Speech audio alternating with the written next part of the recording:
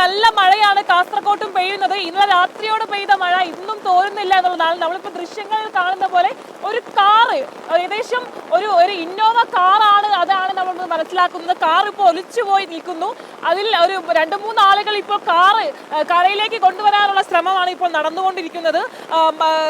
Manjeshwaram മജ്വേൽ മുകുളി road ഇടിഞ്ഞു വീണാണ് ഇത്തരത്തിലൊരു അപകടം സംഭവിച്ചത്. ഈ റോഡിലുണ്ടായിരുന്ന കാറാണ് ഇന്ന് രാവിലെയോടെ ഒലിച്ചു പോയിരിക്കുന്നത്.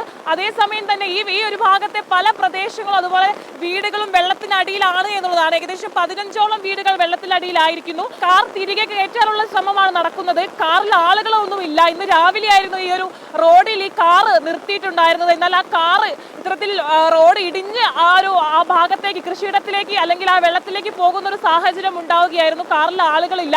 പകരം ആ കാറ് കരയിലേക്ക് കയറ്റാനുള്ള ശ്രമമാണ് ഇപ്പോൾ നടന്നുകൊണ്ടിരിക്കുന്നത്. കയറും ഉൾപ്പെടെയുള്ള കാര്യങ്ങൾ ഉപയോഗിച്ച് ആളുകൾ കയറ്റാനുള്ള ശ്രമം തന്നെ നടന്നുകൊണ്ടിരിക്കുന്നു. ചേട്ടാ, ഇന്നലെ എപ്പോഴായിരുന്നു സംഭവം? ഈ ഒരു കാർ എപ്പോഴാണ് വിളിച്ചു പോയത്?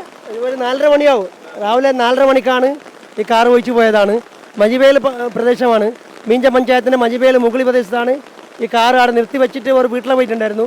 രാത്രിയാണ് അവർ കാണുന്നത് 4:30 മണിയാകുമ്പോൾ. ഇപ്പോൾ ആ കാറിനെ സ്ക്രീനിലാണ് വലിച്ചു മുകളിലിടുന്ന സംഭവം നടന്നുകൊണ്ട്. ചേട്ടാ, ഏകദേശം ഒരു 15ഓളം വീടുകൾ തന്നെ ഇവിടെ വെള്ളത്തിനടിയിൽ.